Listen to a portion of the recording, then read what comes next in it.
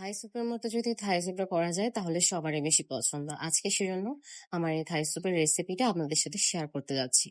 আমি রেস্টুরেন্টে থাই স্যুপটা অনেক বেশি পছন্দ করি। তবে এভেইলেবল কোনো রেস্টুরেন্টে মজার মতো করে থাই স্যুপ রেডি করতে পারে না।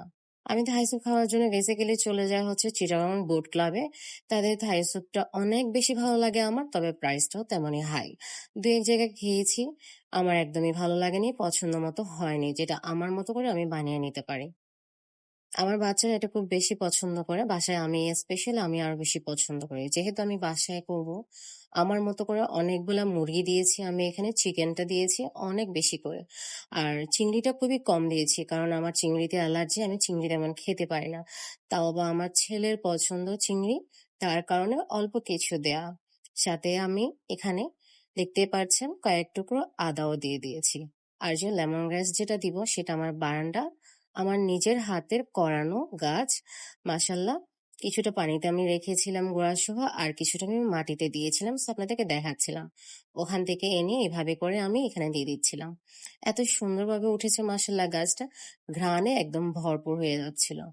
আস্তে আস্তে করে আমি মুরগিটা অনেক বেশি দিয়েছি, কারণ যেহেতু বাসায় খাবে সবাই, মজার মতো করে অবশ্যই করব। তার মধ্যে আমি কিছু লেবু রস নিয়ে নিয়েছি।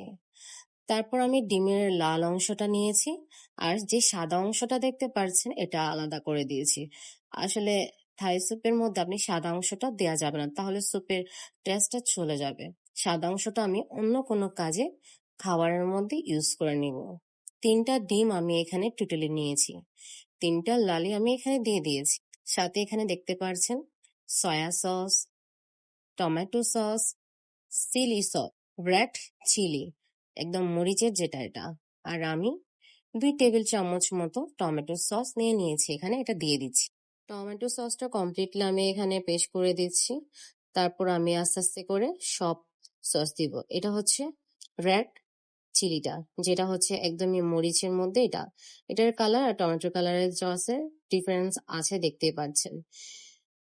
আমার এই স্যুপটা আমাদের বাসায় সবাই পছন্দ করে, যেহেতু আমি অনেক বেশি মজা করে স্পেশাল করে রান্না করি। আর সাথে দিচ্ছি মরিচের গুঁড়া। আমার বাচ্চারা একটু ঝাল কম খায়, পছন্দ করে না ঝালটা, সেজন্য আমি মরিচটা খুবই কম দিয়েছি।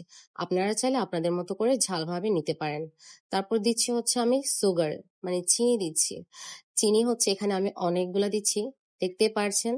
৩ চামচ ৪ চামচ করে অনেকগুলা চিনি দিয়েছি, কারণ তারা ঝালটা কম খায়, মিষ্টিটা একটু পছন্দ করে। আর থাই স্যুপটা একটু মিষ্টি টাইপের হলে কিন্তু মজা হয়, আর স্বাদটাও ভালো হয়। আপনারা চাইলে আপনাদের মতো করে দিতে পারেন, কম বেশি এটা আপনাদের ইচ্ছা। তারপর আমি দিচ্ছি হচ্ছে ২ চামচ মতো হালকা লবণ।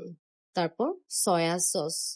সয়া সসটা আমি আমার মতো করে পরিমাণ মতো নিয়েছি, যতটুকু আমি স্যুপ বানাবো আপনাদের স্যুপ অনুযায়ী আপনারা সব ধরনের সসগুলাকে বাড়তি করে দিবেন।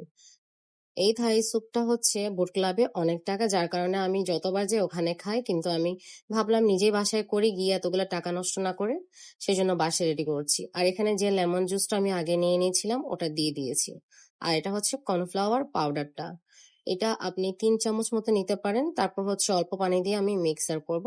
এই যে দেখেন সম্পূর্ণ মিক্স হয়ে গিয়েছে, ক্লিয়ার একদম। তারপর এটাকে আমি সুন্দর করে ঢেলে দিব এখানে। রেস্টুরেন্টে গিয়ে এত টাকা খরচ না করে বাসায় যে সমস্ত আমাদের জিনিস আছে, ঘরে তো সবসময় এগুলো থাকে, তো এইভাবে করে করে ফেলা যায় সুন্দর মতো থাই স্যুপ। আমি সবগুলাকে মিক্স করে নিচ্ছি, একদমই এভাবে মিক্সিং করবো যেন সবগুলো একসাথে মিক্স হয়ে যায়, একদমই কালারটা খুব সুন্দরভাবে চলে আসবে। দেখতে পাচ্ছেন আমি এভাবে যে মিক্সিং করেছি, কালারটা খুব বেশি সুন্দর চলে এসেছে।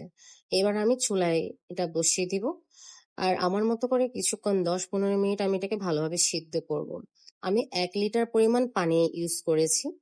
আমার স্যুপ অনুযায়ী আপনারা বেশিও ইউজ করতে পারেন, কমও ইউজ করতে পারেন। আর কিছু বাকি কিছু ছিল লেমন গ্রাস, ওগুলো আমি আবারও উপর দিয়ে দিয়ে দিয়েছি।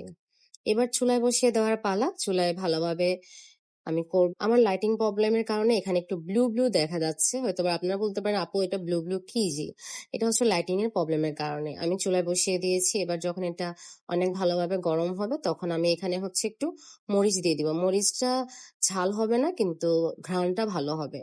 আমি কিন্তু ২টা মরিচ ইউজ করব, কারণ আমার বাচ্চারা পছন্দ করে না ঝাল, আমি বারবারই বলেছি। সেজন্য ২টা ইউজ করব, ভেঙে দিব জাস্ট হচ্ছে ঘ্রাণটা সুন্দরভাবে হওয়ার জন্য। কিন্তু ঝাল হবে না। কারণ আমি খুবই পিচ্ছি একদমই ছোট, ছোট মরিচ দিয়েছি। আর এগুলা কিন্তু মাথা থেকে দিলে এভাবে ঝাল হয় না কিন্তু ঘ্রাণটা খুব বেশি ভালো হয়। এভাবে করে আমি দিয়ে দিচ্ছি। আর হচ্ছে ভালোভাবে নেড়ে দিব। এটা সিদ্ধ হয়ে গেলে তারপর আমি ভালোভাবে আরো কিছুক্ষণ সিদ্ধ করাবো। এভাবে নেড়ে দেওয়ার পরে একদম ভালোভাবে যখন একদমই গরম হবে আমি আরো ১০ মিনিট মতো রান্না করব এটাকে। স্যুপ এখন আমরা পরিবেশন করে ফেলেছি। স্যুপটা অনেক বেশি অসাধারণ হয়েছে কারণ আমি একটু খেয়ে দেখেছিলাম। তার সাথে আমি দিয়েছি হচ্ছে অন্তন। অন্তনের সাথে স্যুপটা খেলে অনেক বেশি টেস্ট আর দ্বিগুণ পরিমাণে লাগে। তাই ঘরে বসে আমি একদম রেস্টুরেন্টের সবচেয়ে ফেমাস স্যুপটা ডেজার্টটা করে ফেলেছি আর খেয়ে ফেলছি মাশাআল্লাহ। করতে অনেক বেশি কষ্ট হয়েছে অবশ্য, বাট ঘরে সব কিছু জিনিসপত্র থাকলেও করতে একটু কষ্ট হলো কিন্তু স্বাদটা অনেক বেশি পাওয়া যায়, অনেক বেশি মজা হয়। আর বাইরে যেতে হয় না, এতগুলো টাকা নষ্ট করতে হয় না, তাই ঘরে বসে বানিয়ে খেয়ে ফেলবেন। Bye bye.